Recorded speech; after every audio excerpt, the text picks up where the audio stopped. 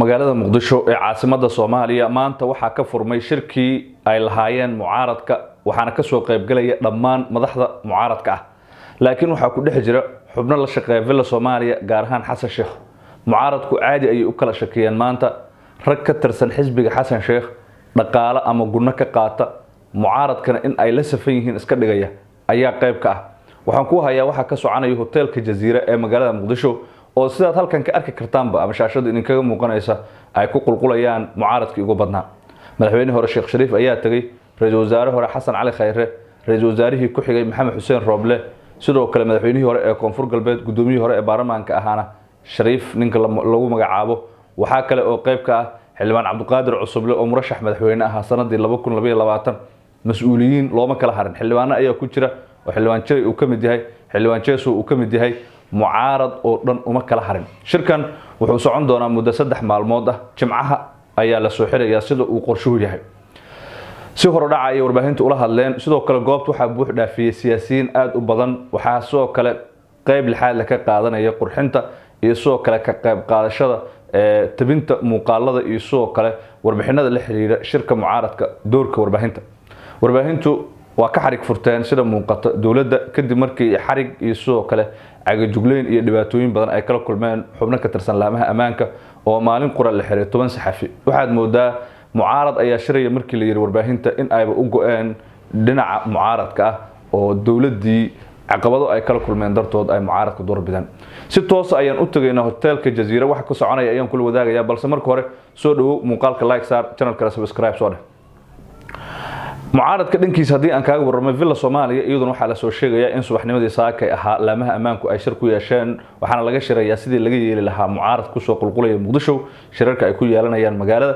iyo soo kale hotel Jazeera tii Xasan uu ka wada 2022 in mar kale laga wadayo oo xitaa caqabad ay la kulmi karaan maamulka hotelka Jazeera inta badan hoteelada caasimada Muqdisho waxa la dhigaa dharcad iyo soo kale askar hotelka waxa lagu amraa in uu keeno warqad cid ku shirayso oo madax banaani uu ka helo dawladda hadii taasi ay dhici weysana hotelkaasi wuxuu la kulmayaa caqabad dhinaca ganacsiga ah oo shatiga ayaa laga laabanaya laakiin hotelka Jazeera ee Muqdisho taawa uu ka duwan yahay waxaana inta badan uu martigeliyaa shirarka mucaaradka ee looga soo horjeedo dawladda waxaad xusuusataan xilligii madaxweyne Farmaajo uu aadka mucaaradka u diidanaa Xasan Sheekhna uu carcarta ahaa in hotelka Jazeera ee Muqdisho ay ahayd halka laga soo karkariyo si joogto ahna loogu dhibaateeyo dawladda federaaliga ee Soomaaliya wufuudda halkan soo gaaraysa sida shaashada qaybta gadaasheeda ahba ka aragtaan waxa kamid ah madaxweynihii hore ee Jamhuuriyadda Soomaaliya Sheekh Shariif Sheekh Axmed ra'iisul wasaare hore Maxamed Xuseen Roble oo si hor dhaca loo weydiiyay shirkan waxa laga filayo waxa weydiiyay wariyaha lagu magacaabo Cali Aadan Muumin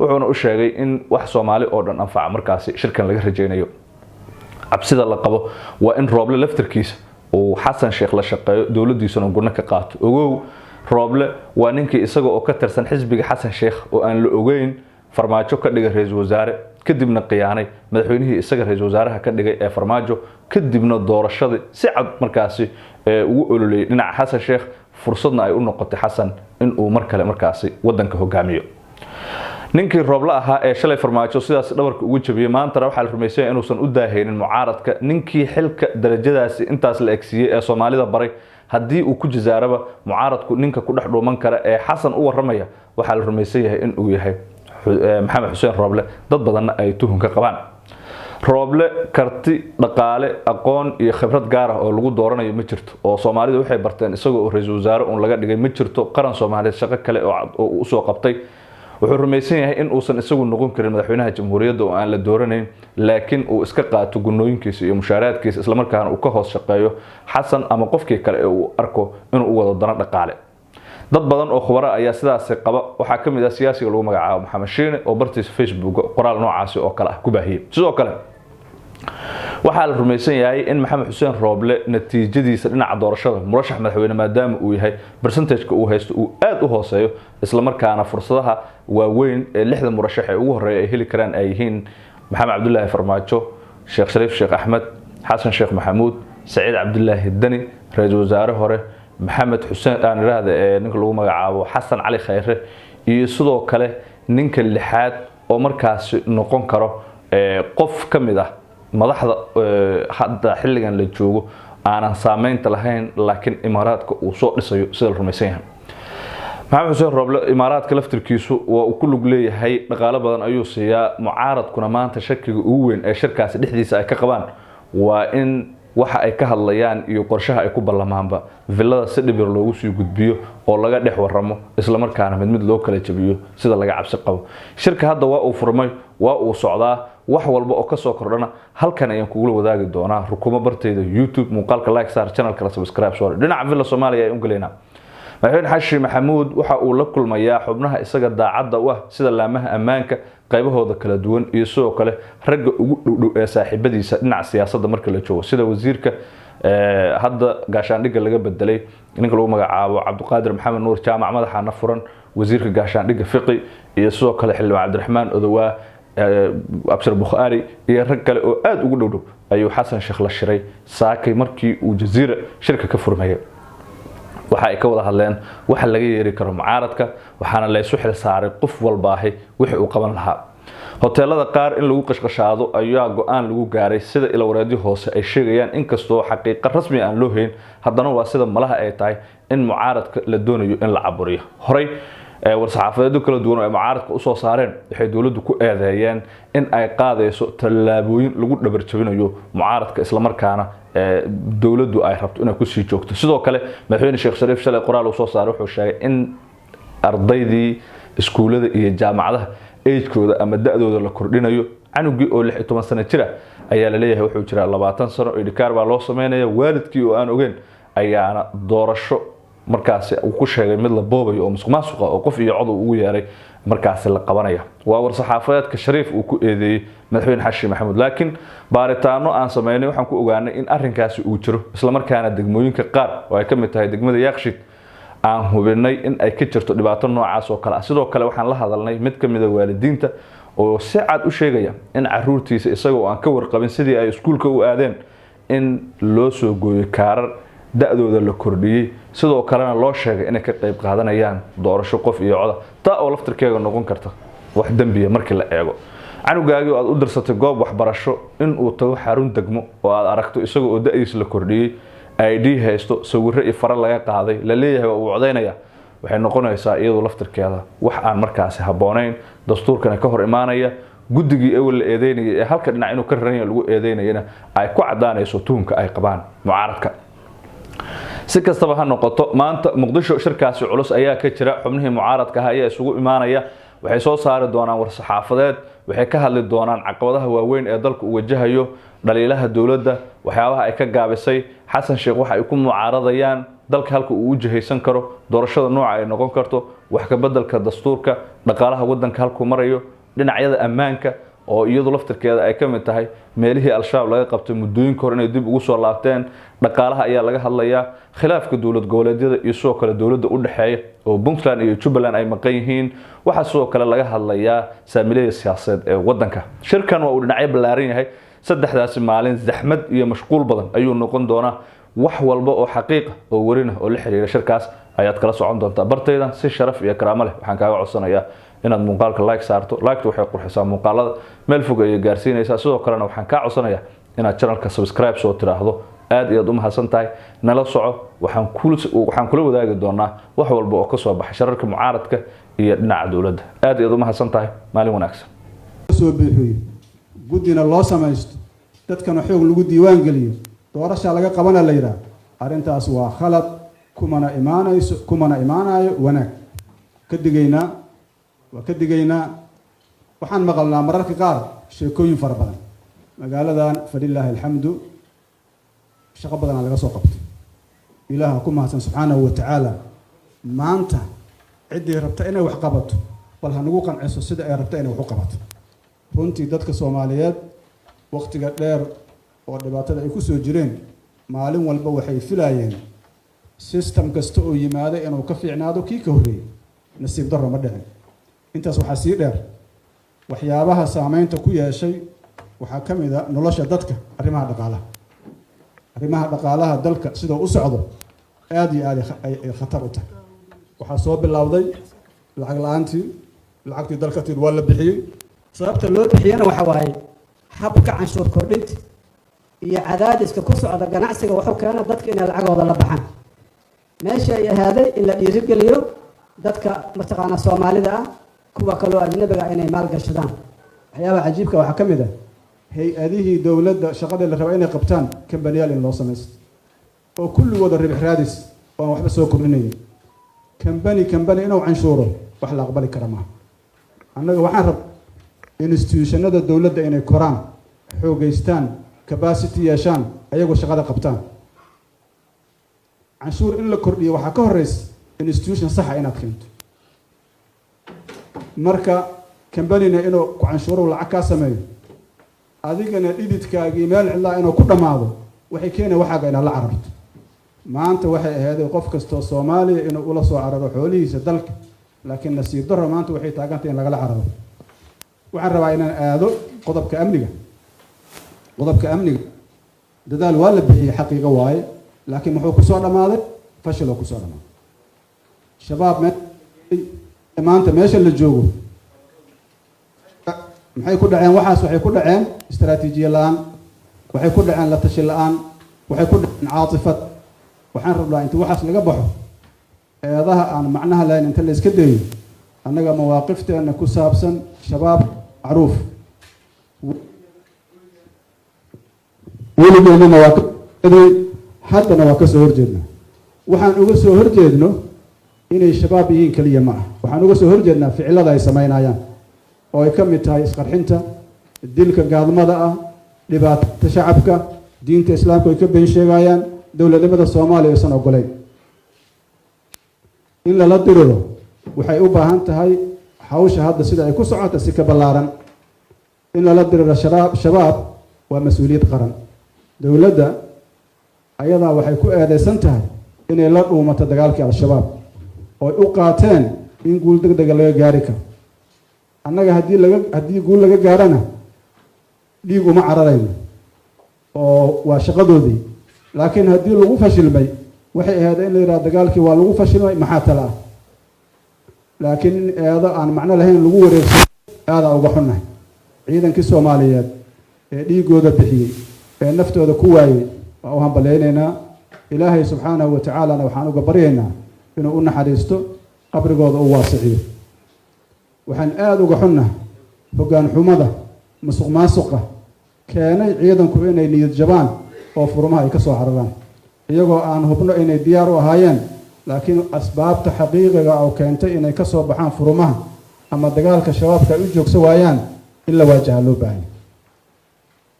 inaan ka hadalno, fariimaheena gudbino, taageerno xuquuq aan leenahay way. hal maalin dowladdaasu intay noo yeerto nama dhihin tala maxay idinla tahay, maxaa naga caawi kartiin? waa u dayna shaqadoodii, waa ka soo bixi waayeen, waxay bilaabeen inay eetamaan oo derbiyada madaxa ku dhuftaan. waxaan leenahay taas waxaa idinkaga fudud miiska soo fadhiista, diyaaraa laydin yahay, waa laydinkaga horreeyay shabaab dagaalkiisa, haddana diyaaraa laydin leeyahay. ciidanka inuu burburo asbaabteeda madaxdaa iska leh, waana wax la wada ogyahay. ciidan aan gurmad la siinaynin, oon xuquuqdiisi la siinaynin, oo la kala fadilaayo, oo aan la siinaynin xuquuq midaysan, ma dagaalami karo. ciidan markuu dhaawamo aan laga warreynin, oo markuu dhinto aan laga warreynin, ma dagaalami karo. waxaan rabaa intaas inaan ku sii daro qabaa'ilka is-abaabulay ee ka qayb qaatay la dagaalanka argagixisada aada iyo aada u mahadsan yihiin. kuwa dhabar adeygay iyo kuwa tabar u dayrisaba waa mahadsan yihiin. waxaan rabaa si gaara inaan u xuso qabaa'ilka dega hiiraan ee rintii u dhabar adeegay la dagaalanka al-shabaab, inaan ku hambaliyeeyo. dadka dhintana allah u naxariista iraa, kuwa dhaawacana allaha caafiyo. intaas markii aan ka soo gudbo, waxaan rabaa inaan u gudbo arrimaha siyaasadda, gaar ahaan arrimaha wadajirka dalka. madaxweynaha mas-uuliyaddiisa koobaad waxa waaye wadajirka dalka. dalku inuu mid ahaado, wixii joogana wada joogaan, wixii maqanna la doono, sidaas ayaa waajibkiisa ah. waxaan la soconnaa madaxweynaha maalintii la dooranayay waxaa ku midaysnay maamul goboleedyada oo dhan. maalintii doorto wixii ka dambeeyey waxaa meesha ka baxay 2 maamul goboleed, Puntland iyo Jubbaland. asbaabta ay uga baxeenna waa asbaab siyaasi oo la xiriirta dastuurka wax ka bedelidiisa. dastuurka wax ka bedelidiisa cidda hogaaminaysana waa madaxweynaha. madaxweynuhu marka inuu sabab u noqdo in dalku wada soco waaye waxay ku noqonaysaa mas-uuliyaddiisa gaaban oo ka gaabiyey ayay noqonaysaa. waxaad la socotiin aniga iyo madaxweyne farmaajo inaan isu xilqaanay inaan ka xigsanno markii ugu horreysay puntland. markii aan hawsha dhex galnayna madaxweynaha uu isbedelay, kuma sii fogaanayo. arrinta labaad waxa waaye ama maamulka labaad waa jubbaland. jubbaland maxaa la isku qabta? waxaa la isku qabta inta aan ognahay, siyaasiyiinta mararka qaar waxaan la ogeyn waa jiri karaan, laakiin inta aan ognahay doorashaan gela iyo ma gelaysa. madaxweynaha qaranka wuxuu dalka ku hogaamiyey dastuurka waay. dastuurkuna wuxuu farayaa maamulkii teeramkiisa dhammaado inuu doorasho qabsado. madaxweynaha xaq wuxuu leeyahay inuu yidhaahdo doorashadii hore mugdiyaa ka jiray, waxaan rabnaa doorasho xor ah oo xalaal ah oo aan wada joogno oo daah furan. laakiin marna xaq uma laha inuu yidhaahdo doorasho ma qabsan karti. madaxweynuhu ma aha meesha laga kordhiyo mandatka maamulada. arrintaas waa khalad. marka la isqabto oo nina yidhaahdo doorashaan qabsanaa, midna yidhaahdo ma qabsan karo, yaa gar leh? waxaa gar leh midka yidhahdo doorashaan qabsanaya. kama hadlayno doorashadaasu say u dhacday, waxaan ka hadlaynaa doorashada xilligeeda marka la gaaro in la qabta inay tahay. halkan markii aan joognay oo mucaaradka aan ahayn, laba shay oo muhiim aha asaasi u ahayd. xilli kasta oo maandheeda u dhammaado in doorasho loo diyaar garoobo, lagu heshiis lagu yahay, doorashadaasna la qabto. maxaa isbedelay hadda? doorashooyinka jubbaland ka dhacay, tan hadda dhacday, midii ka horreysay maxay ku kala duwan yihiin? waxyaabaha mataqaanaa runtii aadka looga xumaado waxaa ka mid ah inay dhacaan xayiraado keenay dadka degan jubbaland inay dhibaatoodaan. arrintaas waa arrin aad iyo aada u xun. waxaan leenahay dadka soomaaliyeed yaa loo ciqaabin dadka siyaasiyiinta waxa u dhexeeya. kulligooda waajibaa naga saaran. dadkaani waxay ka soo kabanayaan dagaal qabiil, waxay ka soo kabanayaan dhibaatooyin hore uga dhacay oo maskaxdooda weli ku jira. waxaan rabnaa kalsooni in la abuuro, waxaan rabnaa dadka in lagu xiro dowladda, oy dowladda jeclaadaan. haddii maalin kastaba la isku dhaco oo la kala fogaado, dadku waa kala tegayaan. dadka soomaalida falilaahi alxamdu waxay ku wada joogaan waa ahalnimo, waa dadnimo, waa soomaalinimo, waa islaamnimo. waxaan rabnaa inaan caawino haddaan siyaasiyiinna, oo aan ka ilaalino waxa keeni kara inay isku dhacaan, inay kala niyad jabaan. maanta waxa noo yaalla waxa waaye war dadka u baahan kaalmada see kaalmo lagu gaarsiiya. macluushiyaa soo noqonaysa, maxaa yeele beero lama beerto, xoolihii dhaqankooda waa yaraaday, yacni dhibaatooyin fara badana jira. kaashkii magaalada waa laga saaray. magaaladaas maanta intaa shaqo ka raadisana ma helaysa. marka ciladahaas jira inaan annaga ugu sii darno jahawareer iyo kala qoqobnaasho aad iyo aada uga xumahay. waxaan rabaa marka dadkaani waxay isugu yimaadeen ma aha inay kaliya dowladda dhaliilahada sheegaan. waxay isugu yimaadeen inay xuluul soo. waxaa laga hadli doona waxaa ka mid ah sida loo wada aadi karo doorasho xor oo xalaala, heshiis lagu yahay, lagu qanacsan yahay, natiijadeeda la ixtiraamayo. midda noogu muhiimsanna waa taas. maxaa yeelay xilligaa marka la soo gaaro waxa muhiimka waxa waaye doorashada in laga heshiiyo. marka in la yidhaahdo one man one vote ka dhacaya dalka oo la kala maqan yahay, oo laba maamul ay maqan tahay, mid kale hore u maqnay, kuwa jooga sida ay ku joogaan aan la ogeyn, dalkii in badan oo ka mid ah shabaab ay qabsadeen. arrintaasi waaqici ma aha. arrintaasi arrin waaqiciya ma aha.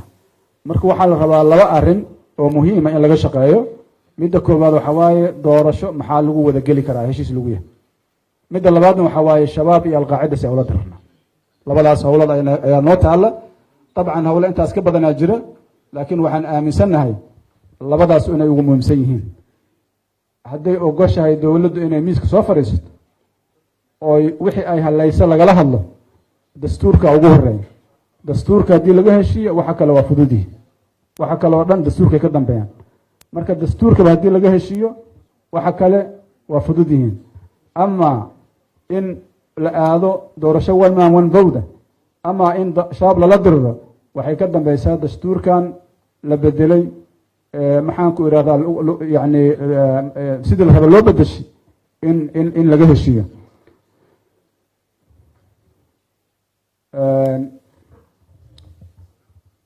ma raba inaan aada ugu dheeraado hadalka, laakiin runtii fursaddan waa fursad qaali ah. mar kale anuga mahad celiyo kasoo qaybgalayaasha madaxda sharafta leh ee kasoo qayb galay maxaan ku idhaahdaa kulankan. waxaan u malaynayaa akhyaarta miidiyaha iyo maxaan ku idhaahdaa dadka kale nagala soo qayb galay inay waktina siiyaan si aan marka ajandahii u guda galno. maxaa yeele waxaan rabnaa guddigii farsamada inaan ka dhageysano warbixin iyo shaqadii sidaan u kala hormari lahayn. mar kale aan aada ugu mahad celiyo xildhibaanada sharafta leh ee runtii kasoo horjeeday ama ka dhiidhinaya maalin walba maxaan ku idhaahdaa sharci darradaas ka socotay baarlamaanka. aad iyo aad u mahadsan yihin. runtii waa dadaal macno sameynaya. marka intaasaan rabaa inaan kusoo koobo. aad iyo aad u mahadsantihin. wasalaamu calaykum waraxmat ullahi wabarakaatu.